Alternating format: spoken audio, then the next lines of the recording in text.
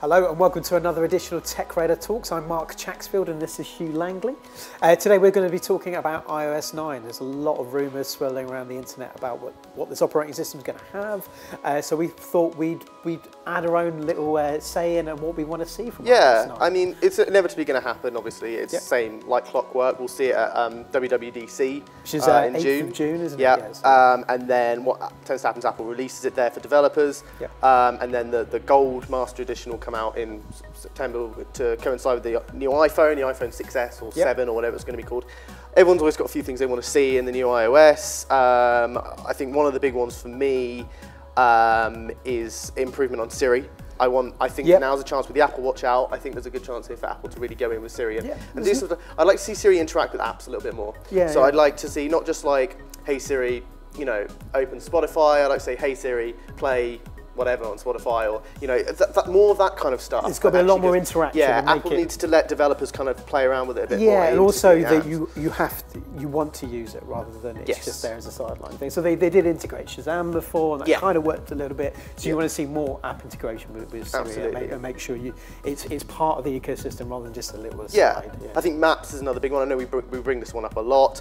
I think Apple's made some good strides with Maps. I think it's a lot better. Yeah. I think there's still a lot of potential. I think, you know, with iOS 8, there was a lot of talk of public transport integration and things like that, and I want to see more of, I want to see Apple move into that direction. You know, give us a reason to use it over Google Maps. Exactly. Considering Scott Forstall pretty much lost his job over the Apple Maps debacle, we've seen improvements, but not massive improvements. So there needs to be a bigger overhaul. There needs to be, because Google Maps has the transportation stuff. We need to have a bit more of that in there. Yeah, I feel like Apple has been chipping away in it. I think people don't realise how much Apple Maps has actually improved.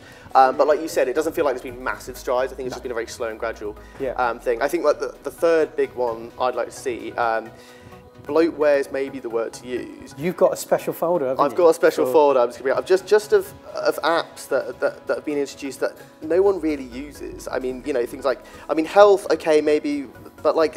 You're going to start, if you've got an Apple Watch and stuff, you're going to start using it a lot. You are, but making like the Apple Watch app mandatory felt a bit weird. You know, things like tips, like, I don't want tips. Why can't I delete? You know, a lot of these apps are, okay, fine, maybe we get them in the phone, but why can't we delete them? And they all end up in these kind of purgatory folder, you know, these folders people just of apps that people just don't use. So let's just talk a tiny bit before we finish. Talk a bit about Beats Music. Do you think it's going to be ready for that June 8th? Yeah, I think that'll be a big part of iOS 9. I think that'll be integrated. I think it will be ready. I think there's talk that Apple's having some problems with labels and is trying to play the game a little bit to try and bring labels over to them and away from Spotify, which I guess is to be expected. I think yes, we'll see it. I think whether it's ready or not, Apple will probably talk about it at WWDC.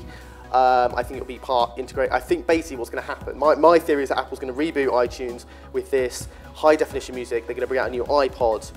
Again, this is all just my theory, that's going to be a high definition iPod, and this is their kind of master plan to kind of bring high definition as the new reason to buy a music player again and to buy music. You know, I think that's the idea. Could be no more iTunes. Welcome to Apple Music. It could be. I think Apple might just, well, it would be too confusing. I think if we had iTunes and then Beats Music, I think Apple it would make more sense to kind of integrate the two together.